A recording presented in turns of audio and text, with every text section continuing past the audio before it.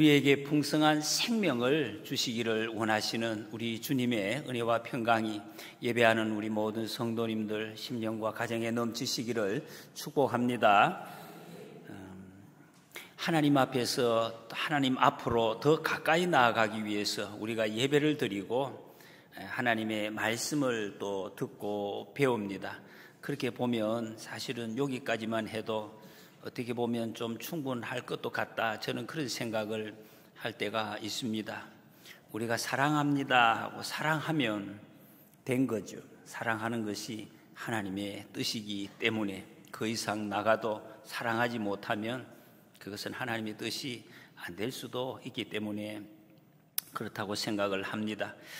우리가 창세기 말씀을 읽어가고 있습니다. 창세기는 이야기체로 되어져 있습니다. 그래서 이게 말씀이 재미있습니다. 이야기가 하나씩 되어져 가기 때문에 12장부터는 아브라함이라는 사람에 대한 이야기라 그랬습니다. 아브라함을 믿음의 조상이라고 부릅니다. 유명한 사람, 믿음이 좋아서 또 뭐 잘한 것을 보여주어서가 아니라 믿음이 어떤 것인가, 예수님 믿고 살아갈 때 어떤 일이 일어나는지, 그리고 하나님께서는 그 사람을 어떻게 인도하시는지 아브라함을 보면 잘 알 수가 있다. 어떻게 보면 교과서, 교보제와 같다는 그런 말씀입니다. 우리들을 교육하기 위해서, 하나님께서 우리를 세워주시기 위해서 앞에 한 사람을 세워간 사람, 그 사람이 아브라함입니다. 아브라함의 삶을 우리가 배우면 믿음이 이런 것이구나. 이 많은 사람들이 믿음이 어떤 것인지 한마디로 정의하지 못하고 그게 알지를 못해서 방황하는 사람들이 많이 있는데, 아브라함의 삶을 이렇게 보면 믿음이 이런 것이구나 하는 것을 우리에게 알려줍니다. 어떤 사람에게도 믿음이 적은 사람, 큰 사람, 처음 시작한 사람, 오래된 사람에게도 이 아브라함을 통해서 그때그때에 맞는 어떤 믿음의 삶을 보여주는 그런 역할을 하는 사람이 아브라함입니다. 하나님께서 지난 시간에 힘들게 살고 있던 아브라함에게 찾아오셨습니다. 친히 찾아오셨습니다. 이름값도 못하고 있는, 사실은 물질이 없어서가 아니에요. 아브라함은 큰 도시에서 그런 대로 잘 살고 있었는데 마음이 힘들었습니다. 사는 것이 아니었습니다. 사람들에게 배척받고 소외되고 정말 떠나고 싶은, 틈만 나면 좀 멀리 떠나고 싶은 괴로운 삶을 살던 그 아브라함에게 하나님이 찾아오셨습니다. 그리고 아브라함을 부르시고 약속을 해 주셨습니다. 그런데 그 약속이 놀라운 약속입니다. 상상도 못할 그런 약속이었습니다. 내가 너를 택해서 지시할 땅으로 가라. 그러면 너의 삶을 장대하게 해주겠다. 장대하게. 그리고 복이 되게 하시겠다. 어디로 가든지 정말 복 덩어리가 되어서 복을 받고 복을 나누어주는 그런 사람. 너를 축복하는 자에게 내가 축복하고 너를 저주하는 자에게 내가 저주하는, 이런 세상에 상상할 수도 없는 복을 내게 주겠다. 내가 너를 지켜주겠다 말씀하셨습니다. 말씀만 하셨습니다. 약속을 주셨다는. 그래서 하나님과 우리의 관계가 가장 중요한 것이 약속의 관계라는 것이, 거래 관계가 아닙니다. 하나님 내 병 낫게 해주시면 내가 하나님 한번 생각해 볼게요. 그런 거 아닙니다. 하나님이 약속하신 것을 그대로 믿는 믿음의 관계, 이것이 바로 하나님과 우리와의 관계라는 것을 말씀을 우리가 지난 시간에 들었습니다. 그런데 아브라함은 그 말씀을 믿었습니다. 눈에 보이지도 않는 것, 약속을 믿고 하나님이 가라 하신 대로 떠났습니다. 가나안 땅으로 갑니다. 더 분명하게 말씀드리면 하나님께서 아브라함을 믿고 가는 아브라함을 가나안 땅으로 인도하여 들여보내셨습니다. 그 땅으로 가게 하셨다. 도착을 했습니다. 하나님께서 가라고 하시는 곳에 어떤 일이 일어나면 좋을까요? 현실이 너무나 냉혹했습니다. 그곳에 힘든 원주민들이 살고 있었습니다. 자리를 잡고. 그러니까 아브라함은 발 붙일 데가 없었습니다. 약속의 땅에 갔는데 계속해서 거기서도 밀려납니다. 밀려서 산꼭대기로 밀려나고 더 광야로 계속해서 밀려나는 삶을 살게 되었습니다. 조금 이상합니다. 그래도 아브라함은 다시 고향으로 돌아가지 않고 하나님 앞에 예배를 드리고 그 자리를 지켰습니다. 그런데 여기까지 보면은 아브라함이 그런 대로 괜찮은 삶을 살았습니다. 오늘 본문부터는 조금 다른 아브라함의 모습이 어떻게 보면 우리 인생의 아주 노골적인 모습이 드러나고 있습니다. 한마디로 말해서 오늘 창세기 12장부터 앞으로 한 22장, 23장까지는 아브라함의 좌충우돌 신앙 성장기 이렇게 표현할 수 있습니다. 이런 아브라함을 관계한 여러 가지 이제 상황들을 쭉 말씀을 이야기를 하고 있습니다. 아브라함이 제일 먼저 하나님의 말씀에 순종했는데 첫 번째 그 순종의 결과가 무엇인가? 오늘 말씀에서는 배고픔입니다. 그리고 기근이었습니다. 뭔가 앞뒤가 좀 안 맞는 것 같지 않습니까? 하나님이 큰 약속을 하셨는데 불러주셨는데 딱 순종해서 갔는데 나타나는 것은 배가 고팠습니다. 기근이 있었습니다. 왜 그럴까? 유명한 아리스토텔레스라는 사람은 이런 이야기를 했습니다. 현상은 복잡하지만 본질은 단순하다. 말도 단순하죠, 여러분. 근데 이게 중요하다는 거예요. 현상에 복잡한 일들이 많이 있는데 여러분 그것을 우리가 이 현상에 이끌리다가 보면은 길을 찾을 수가 없다. 그 현상 뒤에 역사하시는 하나님의 손길을 잘 보고 길을 가는 것이 맞다 하는 것을 이야기한다는 것입니다. 오늘 10절에 보니까 오늘 본문을 전부 우리 세 번역으로 조금 이렇게 쉽게 들을 수 있도록 그렇게 적었습니다. 그 땅에 기근이 들었다. 그 기근이 너무 심해서 아브라함은 이집트에서 얼마 동안 몸 붙여서 살려고 그리로 내려갔다 했습니다. 그 땅에 기근이 들었습니다. 아브라함이 쫓기는 그 삶, 자기 땅도 아니죠, 사실은. 그 땅에 있는데 여러분 이렇습니다. 하나님의 백성이 살아가는데 세상이 문제가 생기면 하나님의 백성도 똑같이 그 아픔을 당하는 것이다 하는 것을 보여주고 있습니다.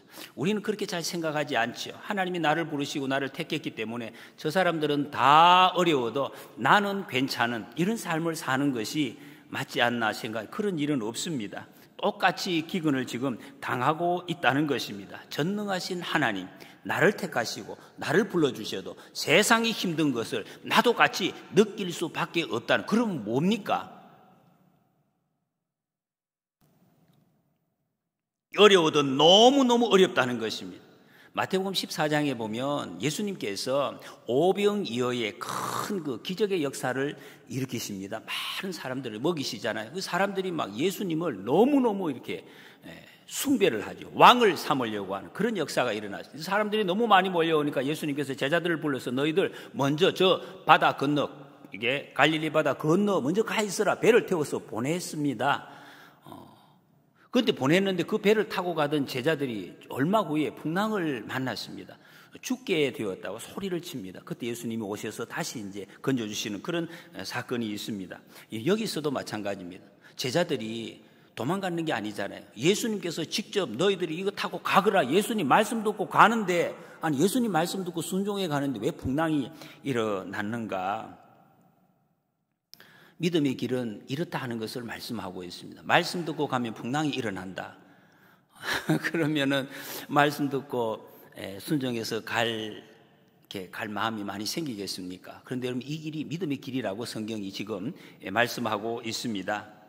그래서 여러분 풍랑을 만났을 때 풍랑을 바라보지 말고 예수님을 바라보라. 왜? 예수님이 길이시기 때문에 예수님께 묻고 예수님을 바라보면 풍랑이든 어떤 현상이든지 그 자리에서 예수님께서 건져주시고 인도해 가시는 삶, 그것이 믿음의 길이라 그것을 성경이 말씀하고 있습니다. 예수님께 물으시기 바랍니다. 주님이 건지십니다. 아브라함이 안 믿을 때는 먹고 사는데 문제가 없었습니다. 잘 살았습니다.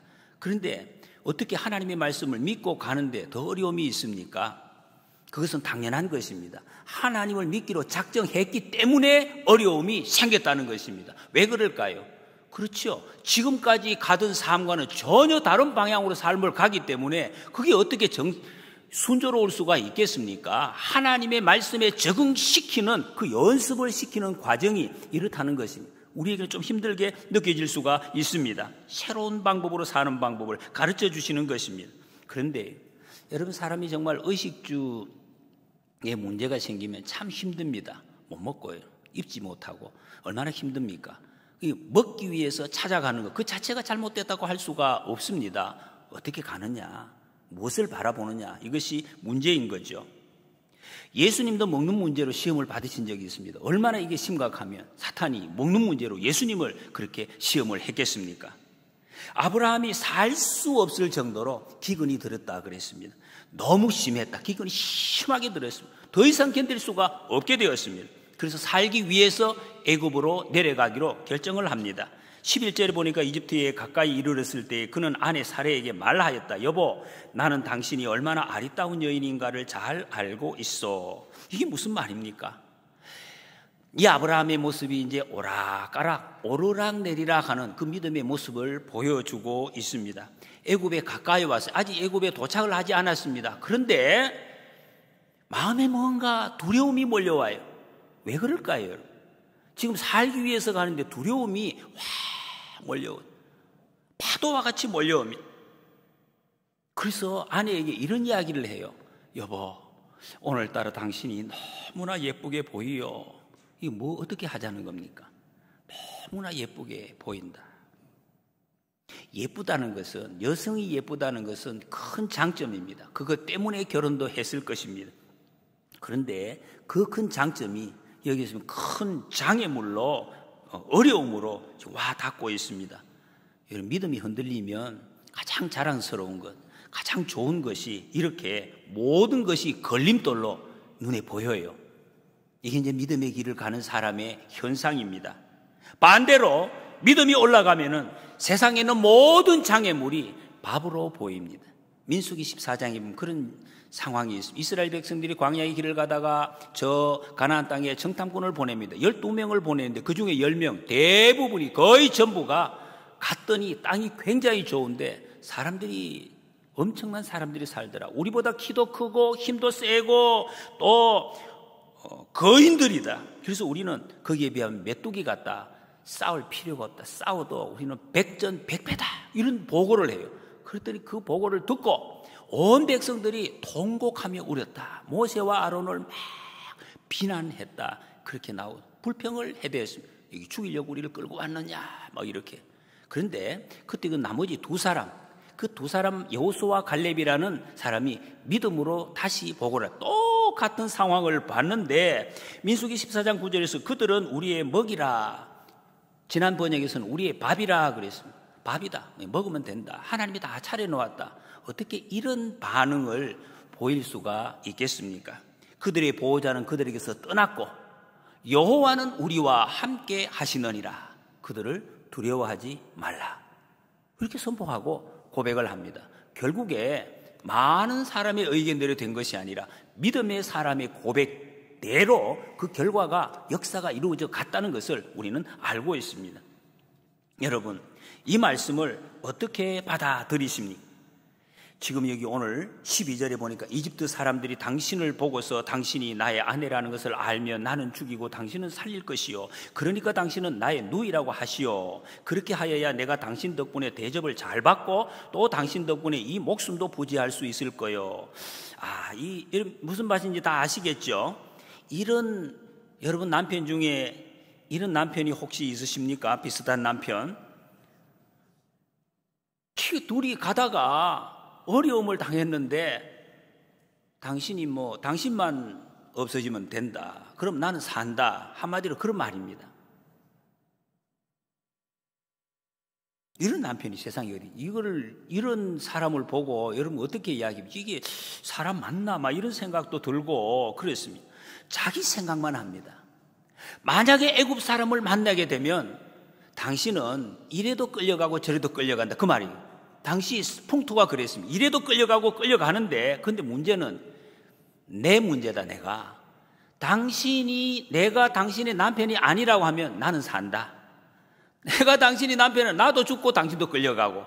그러니까 이렇게 하자는 겁니다.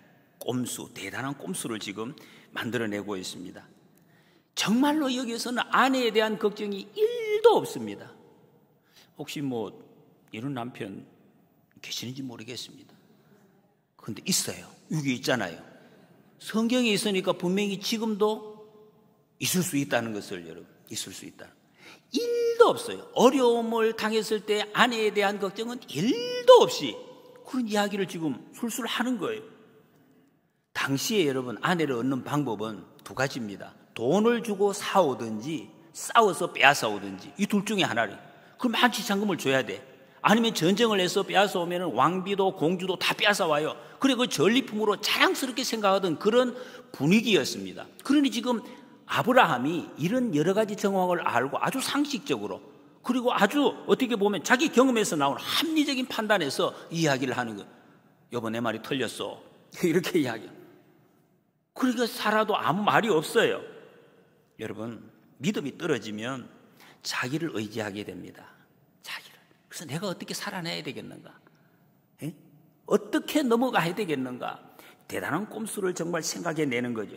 그럼 그 결과가 뭐냐? 거짓말을 하게 된다는 거예요. 거짓말을.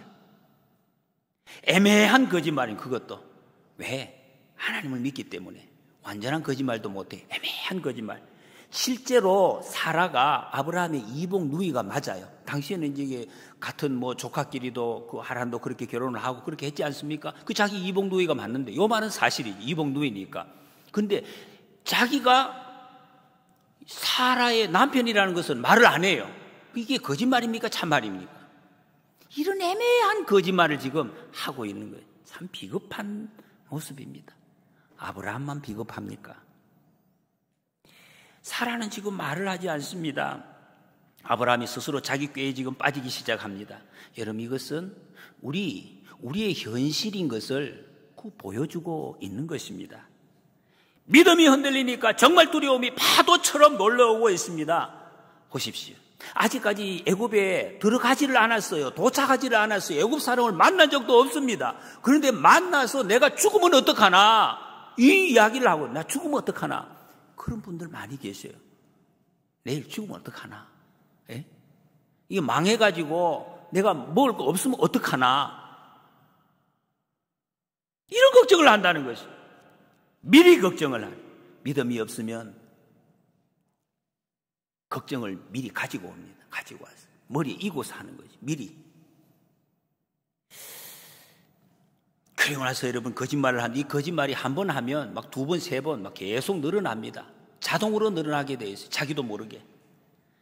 여러분 하나님이 우리에게 주신 믿음의 권세. 여러분 지금 아브라함에게 약속하신 이 믿음의 권세가 얼마나 엄청납니까? 기도하면 하나님이 들어주시고 하나님이 우리를 지켜주시고 그 보호해 이 권세만 있는 것입니까?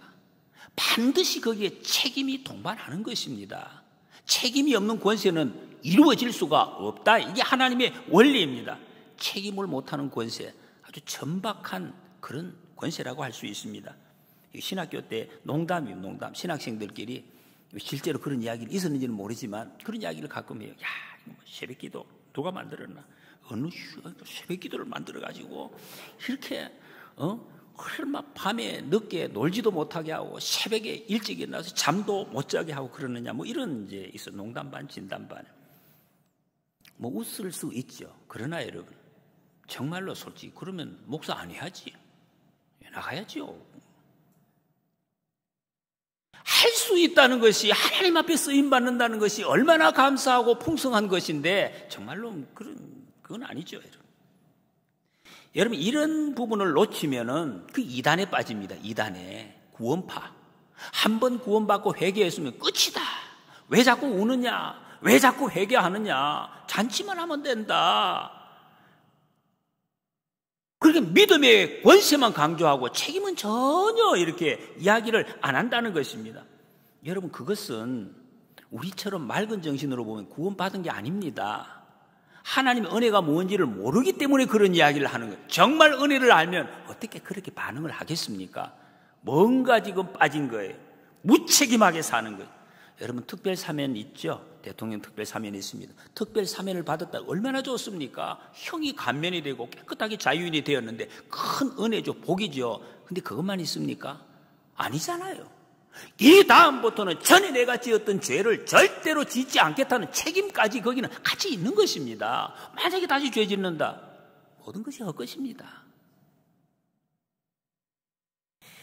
여러분 하나님께서 그래도 우리를 부르셨기 때문에 한 걸음씩 한 걸음씩 하나님이 인도하실 것입니다. 그게 믿음의 길입니다. 끝까지 인도하십니다. 우리는 넘어지고 포기해도 하나님의 손은 절대로 포기하지 않고 우리를 인도하시고 따라가신다. 믿으시기 바랍니다. 우리 오늘 김정환 성도님 오셨잖아요. 계속 안 나오셨잖아요. 오랫동안. 근데 하나님의 손은 안 나오셔도 또 끌어오셔요. 반드시 오게 하신다. 반드시 오게 하신다. 이게 하나님의 손이다 하는 것입니다. 14절에 보니까 아브라함이 이집트에 이르렀을 때에 이집트 사람들은 아브라함의 아내를 보고 매우 아리따운 여인임을 알았다 그랬습니다. 다른 사람들도 이제 막 보고 놀랐다는, 너무 미모가 얼마나 출중했는지는 모르지만 모든 사람들이 막 입을 벌리고 난리가 났습니다. 이때 사라의 나이가 몇 세냐? 성경적으로 65세에서 한 68세 요 어간이 됩니다.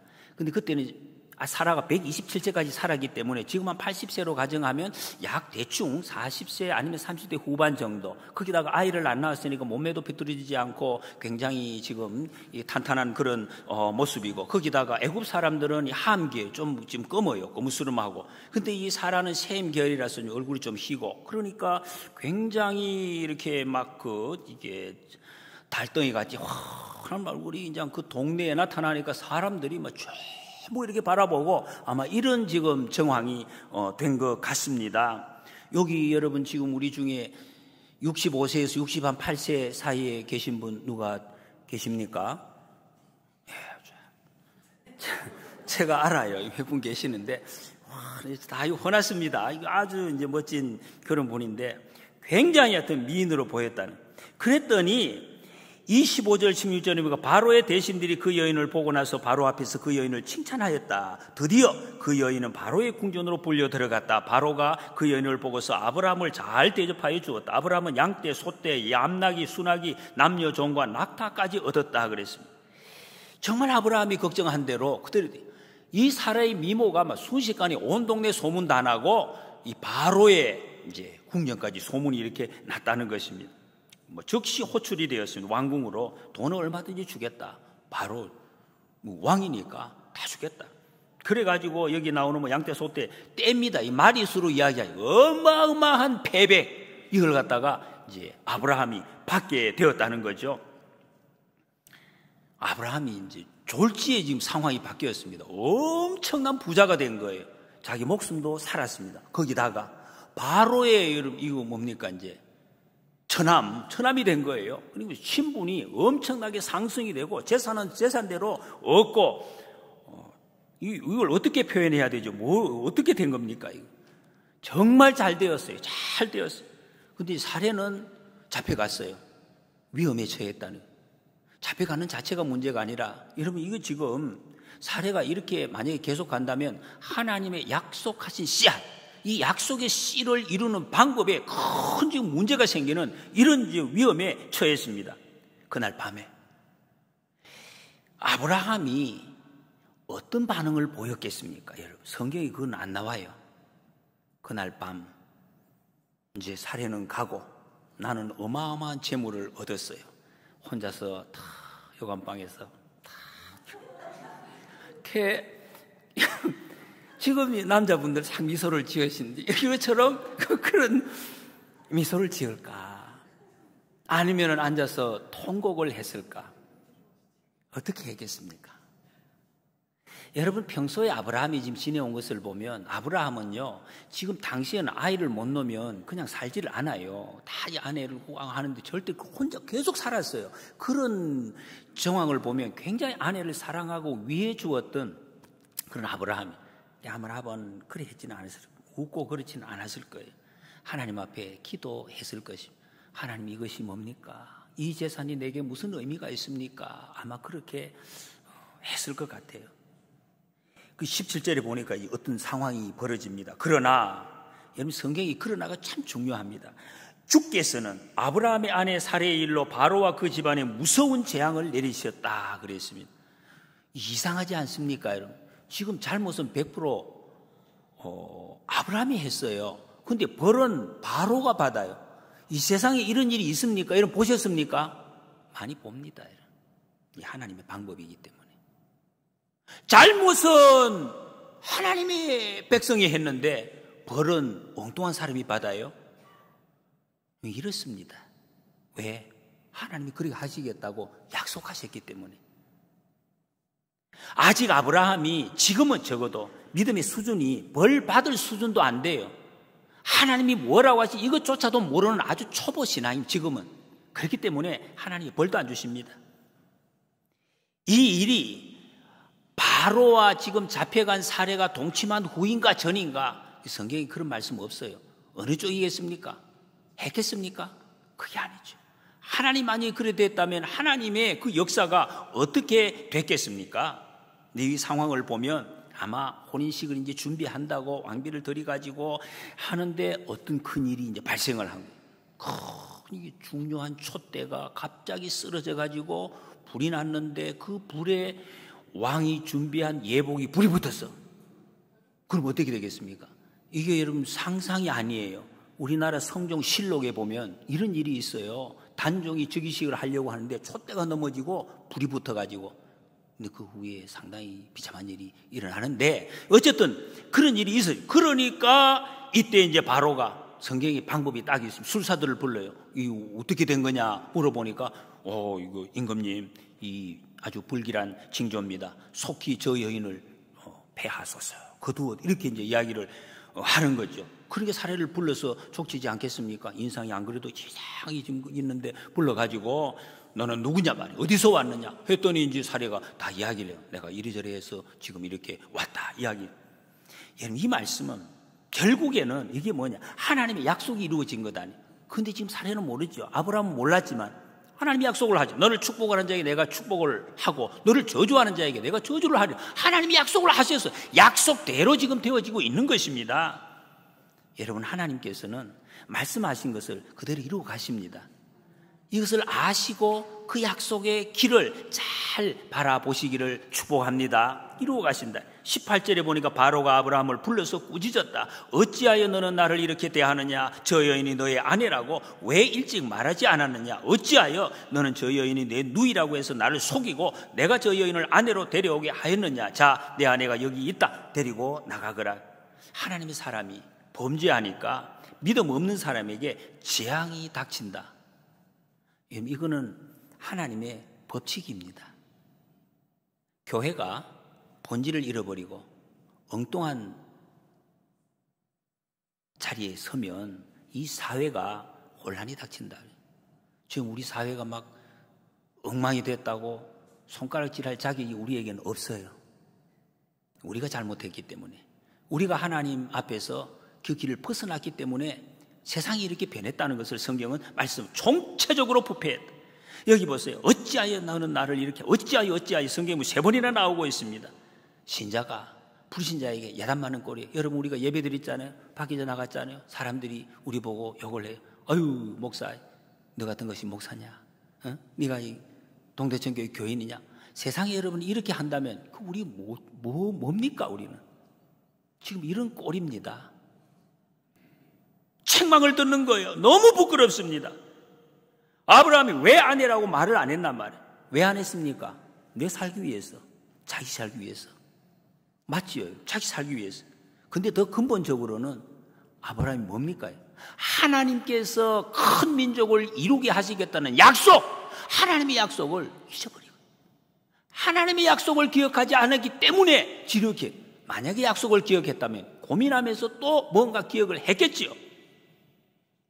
루터는 이 말씀에 대해서 이렇게 해석을 했습니다. 아브라함은 하나님의 말씀을 그의 눈 밖에 있게 했다. 여러분 하나님의 말씀을 우리 눈 안에 있게 하시기 바랍니다. 말씀을 보아야죠.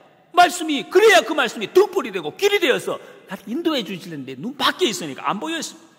이때 아브라함의 상태가 어떤 상태냐? 하나님을 믿었어요. 그런데 안 믿었어요. 이런 경우가 있습니까? 여기 있습니다. 하나님을 믿었는데 안 믿은 것처럼 이렇게 살아가는 이 수준이 지금 아브라함의 수준입니다. 이 상태가 지금 창세기 22장까지 계속 이어지고 있습니다. 여러분 이것이 믿음의 길입니다. 믿음의 길은 순식간에 땅에서 하늘로 솟아오르는 것이 아닙니다. 우리는 넘어지고 쓰러지고 계속해서 실패해도 하나님의 손은 끝까지 변함없이 붙드시고 일으키시고 세우시고 지키시고 계속해서 이끌어 가시는. 왜? 하나님은 우리의 미래를 사랑하시고 소중히 여기시기 때문에 현재를 가지고 우리를 판단하면 손 놓아버리고, 아무리 현재가 형편없어도 하나님 우리 미래에 하나님이 정하신 그 뜻을 이루시기 위해서 여러분 끝까지 손잡고 인도해 주시는 줄 믿으시기 바랍니다. 이게 믿음의 길이라는 것, 그걸 지금 보여주고 있습니다. 그랬더니 바로가 아브라함 때문에 죽을 뻔했습니다. 그런데 그 정도 되면 화가 얼마나 났겠습니까? 다 가져와라. 요즘도 그렇잖아요, 여러분. 다 가져와라. 그런데 하나도 빼앗지 않습니다. 그거 가지고 20절 아브라함이 모든 재산을 거두어서 그 아내와 함께 나라 밖으로 나가게 하였다 그랬습니다. 어떻게 보면 바로가 참 너그럽습니다. 하나님은 그렇게 하신 거죠. 재수없다, 빨리 내보내라. 이래가지고 나라 경계 밖으로 13장 1절에 보면 네겝으로 본래 왔던 그곳으로 다시 하나님이 돌려보내십니다.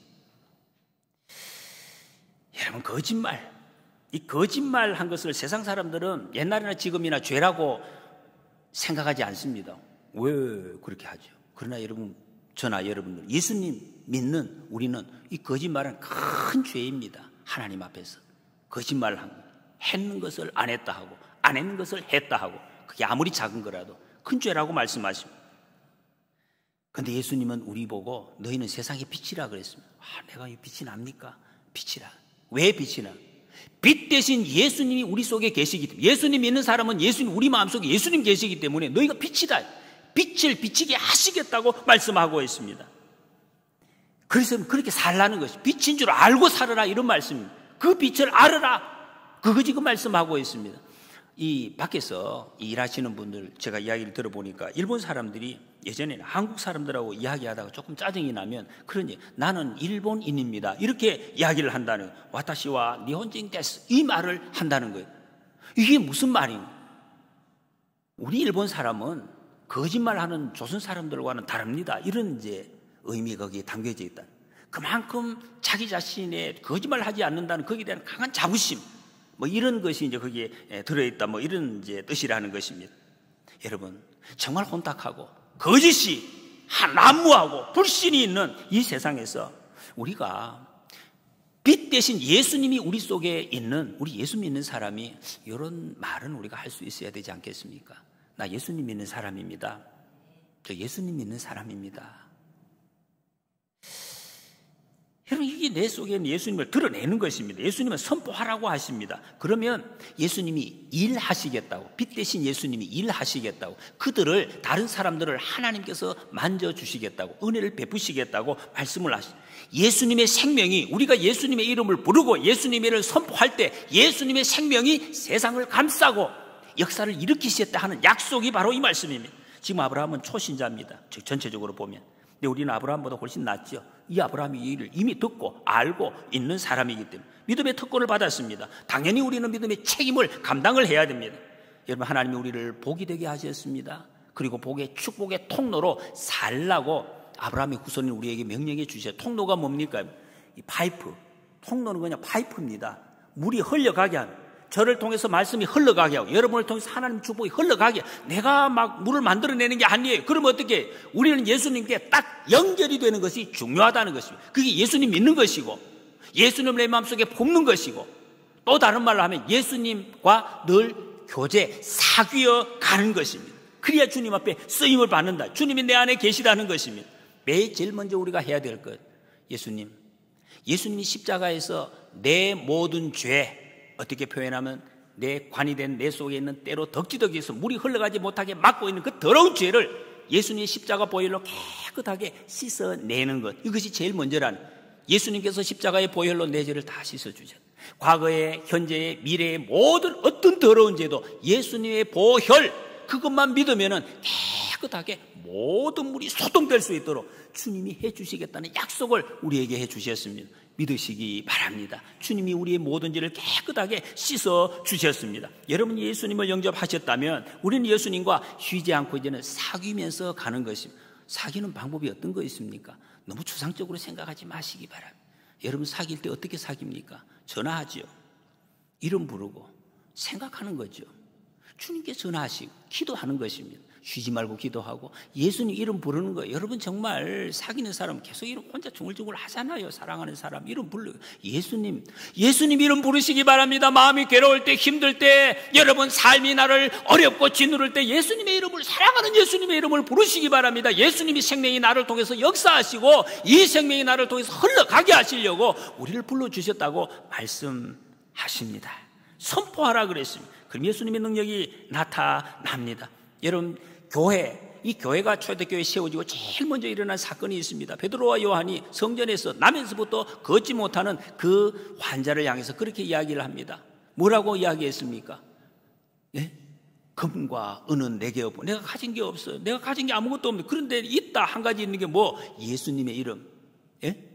나사렛 예수 그리스도의 이름으로 일어나 걸어라 선포했습니다. 그냥 선포하니까 일어나서 걷고 뛰고 하나님께 영광을 돌렸다 그랬습니다. 선포하니까 하나님은 영광을 능력을 나타내 주셨다는 것입니다. 여러분 우리는 똑같습니다. 아브라함이 예수님의 이름을 선포하시기 바랍니다. 우리에게 예수님의 빛을 우리에게 허락해 주셨습니다. 이 예수님께 확실하게 연결되면 우리의 삶이 짜내는 삶이 아닙니다. 내가 어떻게 한번 짜라내서 인생을 뭘 할 수 없습니다. 그런 것이 아니라 예수님의 풍성한 생명이 나를 이끄시고 나를 도우시고 나를 인도해 가시는 줄 믿습니다. 예수님은 내가 지쳐서 앉아있을 때 일으켜 주시는 분. 여러분 정말 그리스도의 생명이 우리에게 풍성해서 6월달 이 모든 자연처럼 풍성한 삶을 누리시기를 축복합니다. 아브라함처럼 말씀을 정리합니다. 우리는 약하고 불성실합니다. 성실하기도 힘듭니다. 그러나 하나님은 그분의 언약을 이루어 가시는 성실하심으로 우리를 끝까지 이끌어 주시는 줄 믿습니다. 나의 믿음 약할 때 주님께서 붙들어 주십니다. 나의 약함 내 의지가 아닙니다. 하나님의 성실하심으로 우리를 지키시고 우리를 끝까지 책임져 주신다고 말씀하십니다. 그 구원의 손에 꼭 붙들려 있음을 믿으시기 바랍니다. 하나님의 약속을 믿음으로 이 폭풍우 비바람 기근이 많은 고난이 닥치는 세상에서 한 걸음 한 걸음 주님과 함께 복된 삶, 생명의 삶을 살아가시기를 축복합니다.